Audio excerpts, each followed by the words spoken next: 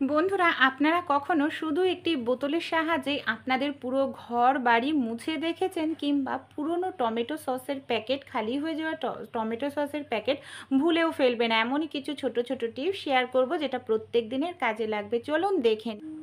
ছুরি, বটি, কাঁচি বাড়িতেই এখন আপনারা খুব সহজেই ধার করে নিতে পারবেন। কিভাবে চলুন দেখে নিই। আমরা যে বটি দিয়ে প্রত্যেক দিন সবজি মাছ কেটে থাকি, জং ধরে যায়, এখানে মাটির একটি প্রদীপ দিয়ে সবার প্রথমে এইভাবে ঘষে নিতে হবে। এইভাবে ঘষে নিলে দেখবেন বটি হোক বা ছুরির যে জং লেগেছে, সেই জংটা কিন্তু খুব সহজেই উঠে পরিষ্কার হয়ে যাবে। এই দেখুন, এক সাইড ধুয়ে আমি দেখাচ্ছি, একেবারে কালো হয়ে গেছিলো জংয়ের কারণে, কতটা সুন্দর পরিষ্কার হয়ে গেল। ঠিক একইভাবে আমাদের উল্টো দিকেও সামান্য একটু জল দিয়ে এইভাবে দেখুন ধুয়ে নেব। তারপর জংটাকে তো পরিষ্কার করে নিলাম, এবার আমরা কিভাবে ধার দেব চলুন দেখে নিই। আমাদের বাড়িতে পুরনো যে চাবি থাকে, চাবি নিয়ে নেবেন, চাবির রিংয়ের প্লেন অংশটা দিয়ে এইভাবে ঘষবেন, দেখবেন বটির ধার খুব সহজেই ফিরে আসেনি। সবার প্রথমে যে টিপসটি শেয়ার করব, এই ধরনের কোল্ড ড্রিঙ্কস বা জলের বোতল কম বেশি আমাদের প্রত্যেকের বাড়িতেই থাকে। একটি পুরনো কোল্ড ড্রিঙ্কসের বোতল আমি নিয়ে নিয়েছি, ছুরির সাহায্যে বোতলের এই মাথার দিকটা দেখুন আমি কেটে আলাদা করে নিয়েছি। আমি অন্য একটা বোতল দেখাচ্ছি, দেখুন কেটে নিয়েছি আমি ছুরিটাকে গরম করে। এবার বোতলটার নিচের দিকে আমি এরকম একটি লোহার রড নিয়েছি, ছোট্ট ছোট্ট করে এরকমভাবে কিছুটা পরিমাণ গ্যাপ দিয়ে আমাদের পুরোটা গোল করে ঘুরিয়ে অনেকগুলো ছিদ্র করে নিতে হবে। দেখুন, একেবারে ছোট ছিদ্র করবেন, একটু বড়ই ছিদ্র করবেন। দেখুন আমি পুরো নিচের দিকটাই কিন্তু এরকম গোল করে ছিদ্র করে নিয়েছি। আমাদের বাড়িতে ছোট বাচ্চাদের, বড়দের অনেক ধরনের পুরনো এই ধরনের গেঞ্জি প্যান্ট থাকে, গেঞ্জি থাকে, যেগুলো আমরা কোনো কাজে ইউজ করি না, যখন গার্ডারটা ঢেলা হয়ে যায় ফেলে দিই। সেরকম একটি প্যান্ট নিয়ে নিয়েছে, গার্ডারের অংশটাকে কেটে বাদ দিয়ে দিলাম, এটাকে ফেলবো না, পরে কাজে লাগাবো। তারপর প্যান্টটাকে আমি এইভাবে অর্ধেক করে কেটে নিচ্ছি। তারপর কি করব, প্যান্টটাকে এরকমভাবে সরু সরু করে পিস করে কেটে নেব। কোনো রকম টাকা পয়সা খরচা করা ছাড়াই একটি আমরা অসাধারণ জিনিস তৈরি করে নিতে পারি। দেখুন প্যানটাকে আমি সরু সরু করে কেটে নিলাম বন্ধুরা। দুটো দুটো করে প্যানের পার্ট, আমাদের যে এখানে বোতলের অংশটাকে আমি ছিদ্র করে নিয়েছিলাম না, কোল্ড ড্রিঙ্কসের বোতলের অংশটাকে, তার মধ্যে এইভাবে ছিদ্রর মধ্যে ঢুকিয়ে আমি প্যান্টের এই যে ছোট টুকরোগুলোকে ঢুকে টাইট করে গিঁট দিয়ে নিচ্ছি। সবগুলোই প্যান্টের অংশ এভাবে ছিদ্রর মধ্যে ঢুকিয়ে গিঁট দিয়ে নিতে হবে। দেখুন পুরোটাই অংশ আমি গিঁট দিয়ে নিয়েছি। আমি এরকমভাবে আরও একটি বোতলের অংশ তৈরি করে নিয়েছি।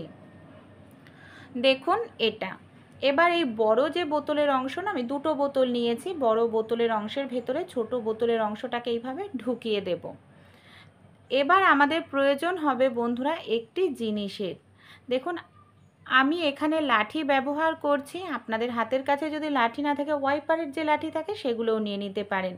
বোতলের মুখের দিকে এইভাবে ঢুকিয়ে দিলাম লাঠিটাকে, তারপর লাঠির নিচের দিকে এইভাবে গেঞ্জির প্যান্টের যে গার্ডারের অংশটা ছিল সেটাকে দিয়ে টাইট করে আমি বেঁধে দিচ্ছি একটু মোটা করে, যাতে কোনোভাবেই দুটো বোতলের মুখ আমাদের নিচের দিকে পড়ে না যেতে পারে।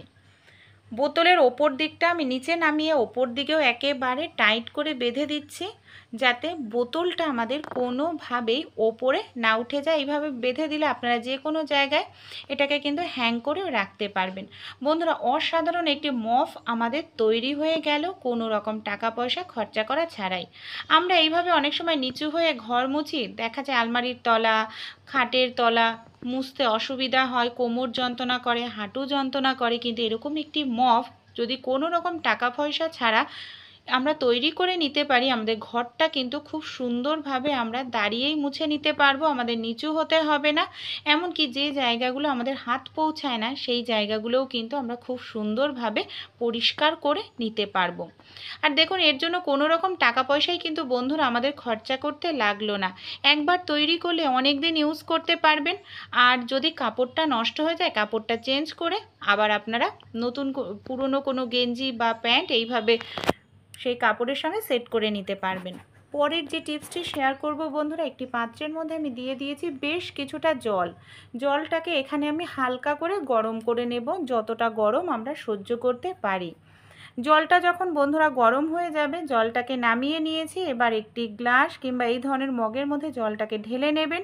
আমাদের বাড়িতে যে এই ধরনের টমেটো সসের খালি প্যাকেটগুলো বন্ধুরা থাকে না, এই রকম একটি খালি টমেটো সসের প্যাকেট আমি নিয়ে নিয়েছি।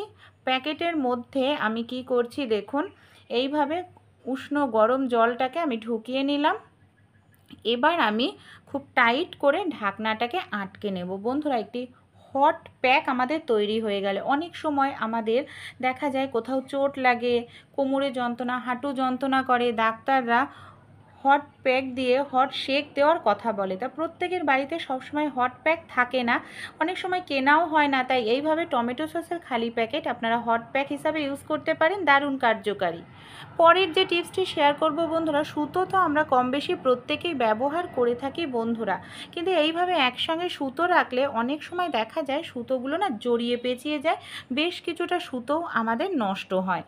তাই এইভাবে না রেখে নিয়ে নিতে হবে এরকম একটি ছুরি দিয়ে সুতোর যে রিলের ওপরের অংশটা আছে সেটাকে দেখুন একটু কেটে নিয়ে সুতোর মাথাটা এইভাবে রিলের মধ্যে ঢুকিয়ে দেবেন। সুতোর মাথাটা খুঁজে পেতেও সুবিধা হবে, আর সুতোটা কিন্তু সেই মাথার থেকে আর বেরিয়ে নষ্ট কখনোই হবে না। এইভাবে আমি প্রত্যেকটা সুতোর মাথায় কিন্তু বন্ধুরা আমি রেখে দিই, এতে আমার সুতোগুলো এলোমেলোও হয় না, নষ্টও হয় না। যখন সুতো প্রয়োজন মাথাটা খুব সহজেই খুঁজে আমি পেতে পারি। পরের যে টিপসটি শেয়ার করব, রুটি কম বেশি আমরা প্রত্যেকেই কিন্তু বন্ধুরা খেয়ে থাকি। আমরা অনেক সময় প্যাকেটের আটা নিয়ে আসি, মিলের আটা নিয়ে আসি, কিন্তু দেখা যায় আটাতে না প্রচুর পরিমাণে ভেজাল থাকে। কি করে বুঝবো কোন আটাতে ভেজাল বেশি? দুটো বাটিতে আমি দুরকম আটা নিয়ে নিয়েছি, আর দেখুন দুটো গ্লাস নিয়ে নিয়েছি।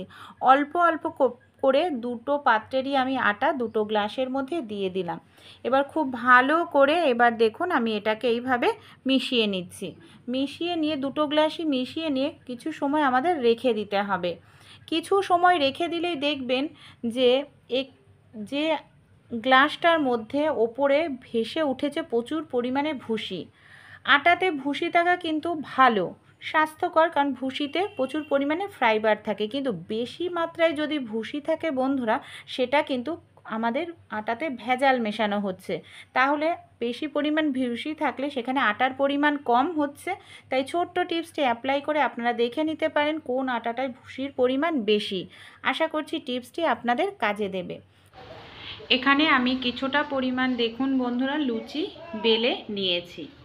এবার কি করব, আমরা অনেক সময় প্রেসার কুকারে যখন কোনো খাবার রান্না করি, সেই প্রেসার কুকারের ঢাকনাটাও খুব গরম হয়। প্রেসার কুকারের ঢাকনার ওপরে আমি লুচিগুলোকে দিয়ে হালকা করে জাস্ট একটু তাওয়িয়ে নিয়েছি। কোনো রকম গ্যাস খরচা হবে না, আর সিটি ওঠার আগেই কাজটি করতে হবে। সিটি উঠে গেলে আবার প্রেসার কুকারের ঢাকনাটা ভিজে যাবে। হালকা তাওয়ানো এই লুচিগুলোকে এবার আমি এই ধরনের একটি ফয়েল পেপারের ব্যাগের মধ্যে ভরে নিচ্ছি। এবার এটাকে এইভাবে আমি মুখটাকে আটকে ফ্রিজের মধ্যে রেখে দেব।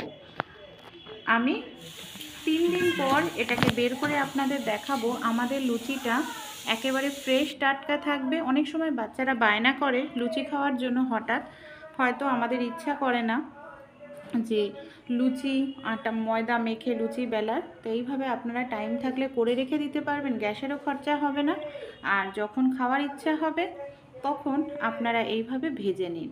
আর তাওয়ানোর জন্য কিন্তু কোনো রকম গ্যাসের খরচার প্রয়োজন পড়বে না। আর দেখুন লুচিগুলো কত সুন্দর ফুলকো ফুলকো হবে। ভালো লাগলে ট্রাই করে দেখবে। পরের যে টিপসটি শেয়ার করব, বাসন মাজার জন্য আমরা প্রত্যেকেই এই ধরনের স্ক্রাবার কসবাইটগুলো ব্যবহার করে থাকি বন্ধুরা। কিন্তু দেখা যায় যে আমাদের ব্যবহার করতে করতে না এই ধরনের স্কচবাইটের মধ্যে না খাবার নোংরা ঢুকে যায়। তো একটি পাত্রের মধ্যে জল নিয়ে নেবেন। জলের মধ্যে আমি 1 চামচ পরিমাণ নুন, সামান্য পরিমাণ ডিশওয়াশ দিয়ে খুব ভালো করে জলটাকে গরম করে বন্ধুরা নিচ্ছি। এবার আমাদের বাড়িতে যে ব্যবহার করা স্কচবাইট এমনকি স্ক্রাবার এই গরম জলের মধ্যে দিয়ে 10 মিনিট রেখে দিতে হবে। 10 মিনিট রেখে দিলেই এর মধ্যে যে নোংরা ব্যাকটেরিয়া জীবাণু থাকবে বন্ধুরা খুব সহজেই চলে যাবে কিন্তু সেগুলো। এইভাবে আপনারা 15 দিন কিংবা 15 দিনে একদিন, মাসে একদিন করবেন। এতে দেখবেন আপনারা এই ধরনের স্কচবাইট দিয়ে বাসন পরিষ্কার করলে বাসনে কোনো রকম ব্যাকটেরিয়া জীবাণু থাকবে না, আপনাদের স্কচবাইটগুলো পরিষ্কার পরিচ্ছন্ন থাকবে। পরের যে টিপসটি শেয়ার করব, আমাদের বাড়িতে যে সিঙ্কটা থাকে না, অনেক সময় নোংরা হয়ে যায়, আমরা যেহেতু মাছ মাংস ধুই, বাসন মাজি, তাই সিঙ্কটাকে কিভাবে নতুনের মতো চকচকে করে নিতে পারবো। এর জন্য দেখুন আমি এখানে নিয়েছি সামান্য পরিমাণ সাদা কালারের টুথপেস্ট আর একটি লেবুর খোসা। টুথপেস্ট আর লেবুর খোসাটা দিয়ে বন্ধুরা খুব ভালো করে আমি এইভাবে ডলে নিচ্ছি।